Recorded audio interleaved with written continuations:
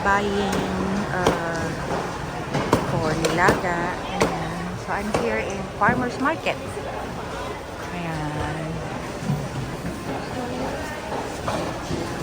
Nilalakad ang mga hipon.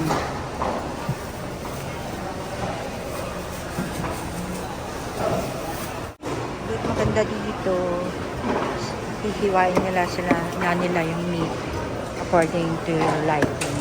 So, mas maganda talagang mamili sa wet market. Kaso nga lang kasi yung problema minsan ang traffic papunta rito. Tapos, yun nga, medyo malayo. Actually, malapit lang to, kaya lang ang problema lang talaga is the traffic. Ayan. Ang gaganda ng mga seafood. Ilalas ko na yan kasi baka malamok. Mamaya na lang. So, nandito naman ako sa may fruit stand. Kaso wala akong makitang magandang mangga. Hindi ko siya type. Bakit ganon? Walang magandang mangga. Ito yata pwede na. Pero hindi eh. Oh, cherimoya. Guayabano, avocado, durian, manzones. Mangga lang ang gusto ko. Wala akong makita magandang model about this one. Ito siguro bata na. Okay. Yan, dito naman ako sa kakanin.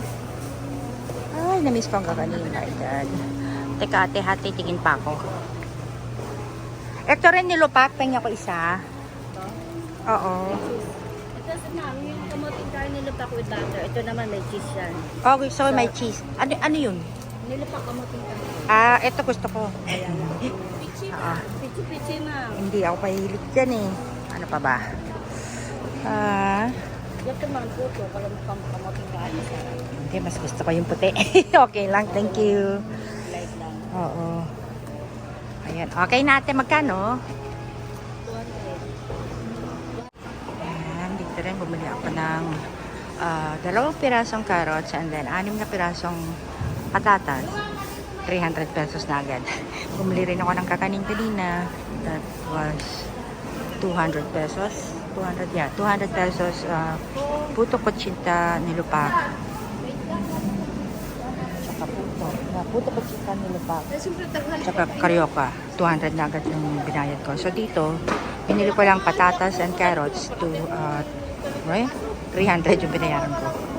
And I'm buying mussels and clams. May mga... Kano kuya? 220, that's 120. 340. 340 Ano pangalan mo kuya? Say hi to my vlog. Ayan. Follow na lang po sa ko, sa meron ako, may sorry na. Okay kuya, salamat. Buying some sweet.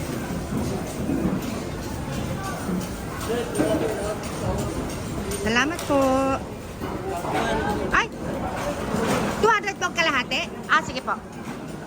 200 palang kalahati. Akala ko 200 sa kilo. Ayan. So, I parked my car here. Farmer's Market.